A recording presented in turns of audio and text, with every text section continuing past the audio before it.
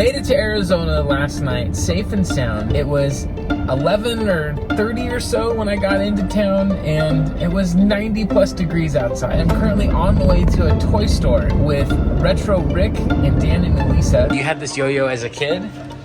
Like, yes. You know, we do this so much now. Yeah. It's hard to find things that I'm like, wait a minute. Wait a minute. I haven't Wait a seen minute. That's the one. Let's go to the expo. I heard you once were quoted as saying everything is content. Do you still live by that? Everything is content? What do you think? It's time to go in? Almost. 2 minutes. 2 minutes. Start it. Go. I feel like I have to run through here, but I also want to slow down and hang out with everyone as well. It's a confusing feeling. Look who is vending for Game Tower. Ladies and gentlemen, the world's biggest retro sellout in the... No, I'm kidding. Unsubscribe. Oh, okay. I promise you, I love this guy too. And look at this. Tiny in the house. And then... what's up? Chewbacca style right now. This is a big moment. Tell me what's going on. First expo ever. First expo attendee and host. So wow. A vendor, okay. Yes, sir. I'm going to make it a point to buy the first thing from your first booth at your first expo ever. I remember you told me you're looking for Nick, what is it, Kid Nicky? What is Kid it? Nicky, that's the one. I don't have that. Yeah. Last year, one of the heroes of the Trade Up for Charity Challenge. Show me the thing at your booth that you really don't want to take home from this expo, that you're really hoping sells the most. The thing that I want to sell the most, well... Yeah, I thought you were going to pick this. How could you not? Well, making it over $800, like, that's crazy. True to my word, I am buying your first things at your first booth ever, and they are Persona 5 Steelbook and Persona 4 Arena. $20 for both. That's a killer deal. Thank you very much. Yes, sir. I am looking for Kid Nicky on the NES in box. Do you know if you got that? Sal, what's up, man? Eastman is selling me this for $110. Yep. That's a killer deal. Is this all Pokemon N60? No. Oh, pull out that bottom one. Yeah. Conquer's bad fur day. Oh my gosh. We don't even like to curse. Are you going for the set? We're trying to. Yeah. Thank you for hearting our comments. Oh, yeah. Our Thank you. Dad. Yeah. Anything exciting that you got? Oh, you got a bunch of cool stuff. Pokemon Center GBA. Debugger wow. unit for the Game Boy Advance. Sealed Devil's Third. Got a not for resale Minish Cap. We sold not for resale Donkey Kong. You want to see my high-end item? Oh, this is like the golden idol from Indiana Jones. This was a display item in Japan. I believe every retail store had it in Japan only. So the fact that it's here, it's pretty crazy. Just grabbed some not-for-resale Nintendo 3DS cartridges from this awesome store in Arizona. I edited a video for Dan and Elisa, and they showed it off, and I was like, I remember them last year. I want their NFR carts, and I got 3 of them. Okay, check this out, you guys. For $140, we're doing Warpath, Jurassic Park, Panzer Dragoon Orta, Geist, one of the most hidden gem games on the GameCube, Extermination, Resident Evil with the bonus disc, El Shaddai, Amy Grant fans, you know what this is about, and Galarian's Ash, a game that I've been dying to get to my collection, and throw in this golden pin. What is that? Dude, thank you. I'm honestly a little impressed that on my first walkthrough, I didn't see one boxed copy of Kid Nicky. In fact, there's just generally not a lot of boxed NES games at this expo. How are you, man? I'm good, man. How are you? We are going to be at your house doing some podcasting. Me and Josh are coming over. For sure. That's going to be really exciting. All right, check out all of these Dreamcast games made by my man right here.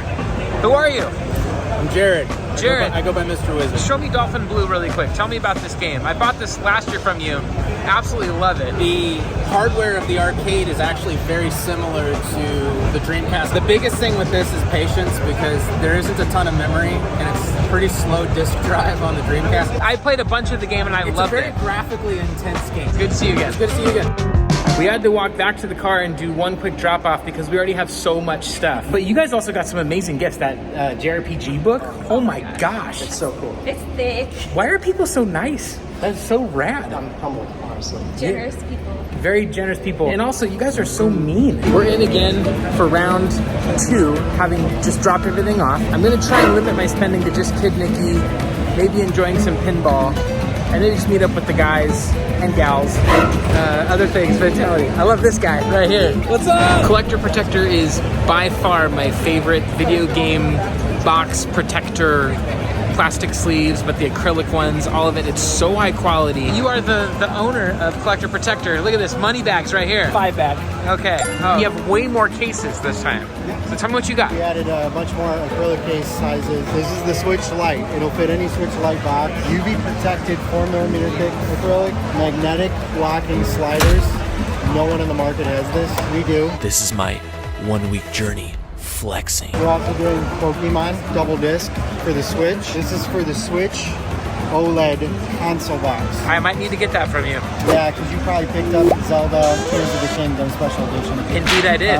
So did I. Then we also have our plastic protectors like always. We got a bunch of games. I'm sure Mort is going to beat me up on price and get a good deal this year again. No. No, just kidding. Also, newest, greatest thing we have going, we launched our Protector Guide app. Download the app, type in whatever box you have, character, property, whatever it is, and then it'll come up with a link to the correct protector size that you need. All right, I'm gonna order some stuff right now. Right now, let's do it. Let's do it. Hit up Collector Protector online. They are the best.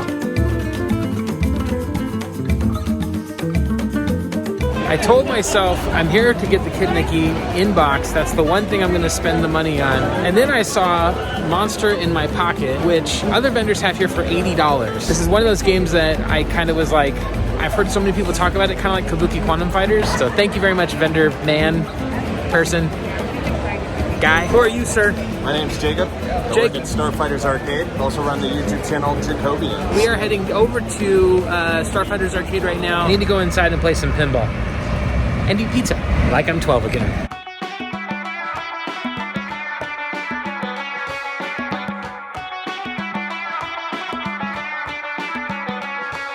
Oh, yes!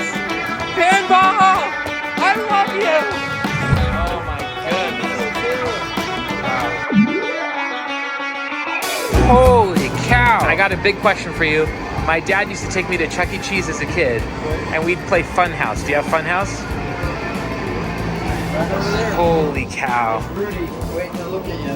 Oh, Rudy, we've got a date, buddy. What do you think of this place so far? It's freaking awesome. They got my favorite arcade machine of all time. I just saw Show me. Mix of 2 things and I love it. Oh my gosh. Yes, this is my favorite of all time. So pinball and Pac-Man? Yeah. So essentially, you'll play the pinball part, and it'll shoot you up here, and then you start playing Pac-Man to get back down. Oh my gosh, is this an arcade in here too? Oh, look at this. It must be like a dead board of some kind. Stephanie, what are you playing?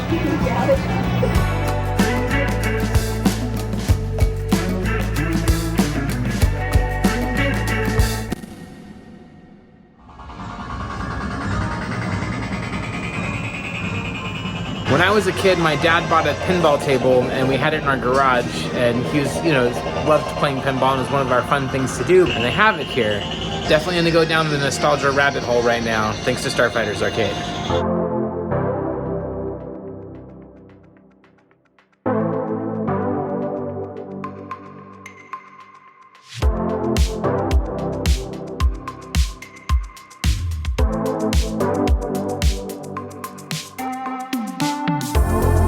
Hey, Lisa. Yeah. Are you ready to have your first panel ever? I'm gonna barf. Dan, are you gonna barf? Nah, it'll be fun.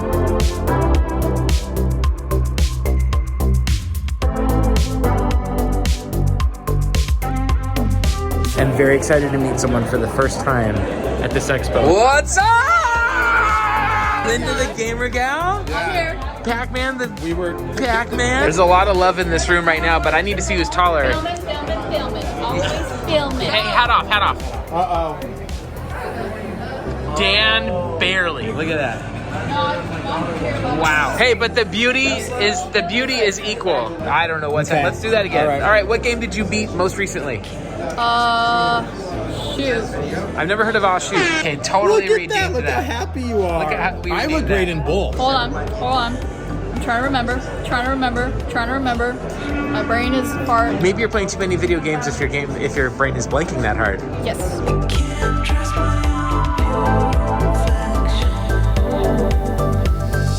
Day 1 was pretty full.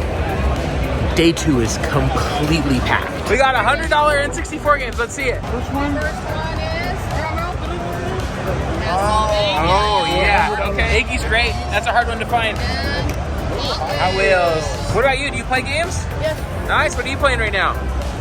Elden Ring. Nothing? Elden Ring. Elden Ring. Nice. Got to run over to the panel for JRPG Life.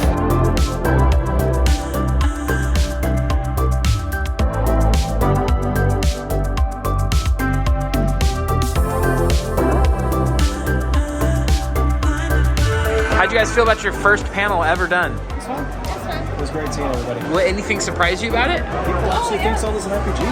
That's a little spicy. What? That's a little spicy. I'm surprised. I didn't think people exist. I thought it was just like a meme. I like your shirt. Love your shirt. Is my shirt great? You guys look. Yeah! What is something in here that you didn't bring to the last Game On Expo? Here, this is a good example. Some of the Mario work. So this piece in particular is interesting because these are redraws of official Mario work. So with Nintendo Power, everything was for speed. The fastest way we could do something, that's the way we're going to do it, right? That was sort of the mantra. In this particular case, this was a Nintendo Power artist redrawing Japanese official Nintendo art for the magazine because it was faster for them to redraw the art locally than it was to source the art from Japan. And like the Mega Man work behind you, for instance, that's the same story. That is a American Nintendo Power artist redrawing Japanese manual art because it would have taken them forever to get Japanese art from Capcom. A lot of this work is authentic and fake at the same time in that it is the work that was used for the magazine, but was also redrawn for the magazine from official sources. So cool, man. I love this. I don't think I saw this last year. That's me too. That was actually from another collector who had purchased this on Yahoo Auctions Japan. Wow. 99.9% of the time, we don't get stuff from online auctions. But in this case in particular, it was purchased by another collector from a Japanese source. We actually don't know who the artist is on this particular piece. Oh, well, if you know who they are, comment below. That's right.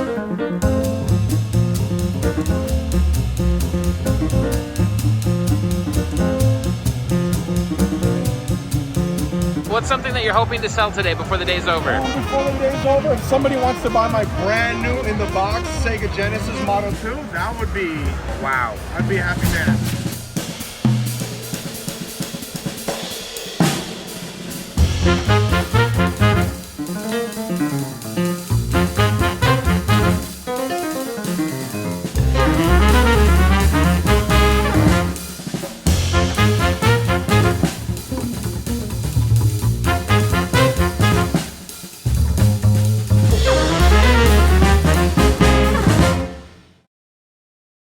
It's day 3. It's the last day of the expo. I'm going to drop in for a few minutes, say some goodbyes to some friends. Day 3 is usually the day where the biggest deals happen for, vendors who are just like, I just want to go home with as little amount of stuff as possible, but I'm pretty tapped. I'm going to get some more cases from Collector Protector, but that's kind of it for me at this one. So I'm looking at all this stuff on day 3, going for a big deal. I'm not saying I'm going to, I'm not saying I'm not going to, but you never know unless you ask. Sticker price. Okay, sticker price is $905, okay? Do $500. Here's the stack of games that we're looking at. We've got some Sega Saturn, we've got Fox N64, and the vendor and I, we're tight, and he said, hey, I know, you're gonna put it in your inventory, all good. All of this stuff is already priced great, and he's looking at further discounts for me. A lot of tension right now. What do you think about all this? So I want to know whether you're still going to be married after you buy all of this stuff. It's a smart buy, even though it's a big buy, but it's still a big buy. We made a deal on all of this, plus Andy's Batman, for $1,040. The original price was about $1,800 on this. So we got Saga Frontier, Resident Evil Gaiden, Witcher, Sealed, this rare McDonald's game on Genesis, Donkey Kong Country, Castlevania Double Pack, and Mega Man. I mean, I got a crazy great deal. Wily Wars, all of this stuff. This is awesome. Thank you very much, vendor who wants to remain mysterious. Or is ashamed. Are you ashamed? Do you feel shame about what happened? No. Okay. He said not at all. He just didn't want to be on camera, but he feels no shame. I got you something out of this. Yeah. A little gifty gift. Show everybody. Okay. I actually wanted this for my collection, but Oh no, I didn't know that. do you feel shame? I personally do because I have Batman now, and you wanted it, and it makes me feel bad. Because I love you, brother. I know, but I'm happy. I'm happy. Michael Keaton's the best Batman, by the way. I'm saying it right now. Well, no, you've been wrong before and you're wrong again. So that's okay. So it's done. This is all now coming home with me. Is 1040 a number that means anything? Oh yeah, like taxes. This was great. A great way to end the expo. Thank you, Game On. Thank you, Pac-Man. Thank you, vendors. Thank you, people. I had a great time. It was great being here. And go Arizona.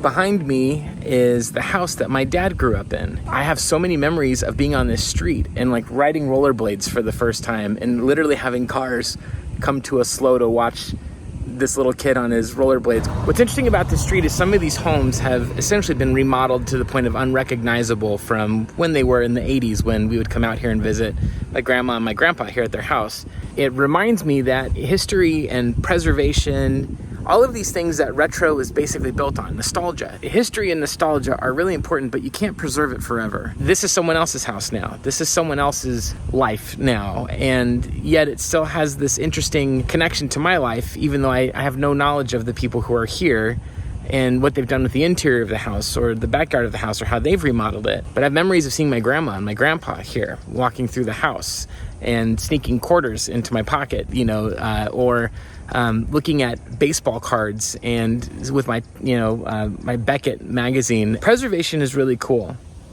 but you can't live in the past. You have to adapt to now. And that may mean that there are certain emotional attachment things that stand out to you and that you've got to, that you enjoy and that you connect with and they mean something to you. But there's also a time to grieve and to let those things go. And I think for me, emotionally, especially at this stage of my life, there's something about grieving stages of life. This place represents my dad's life, but it also has an imprint in my own. And it's just kind of beautiful in its own way. And yet, I'm also steeped in this world of retro video games and collecting and all of that, and just think, why am I holding on to some of this stuff? It brings me some joy, for sure. I love the hobby of it. But it's also time sometimes to let go, to celebrate the past, but be able to break out of it. That seems pretty important.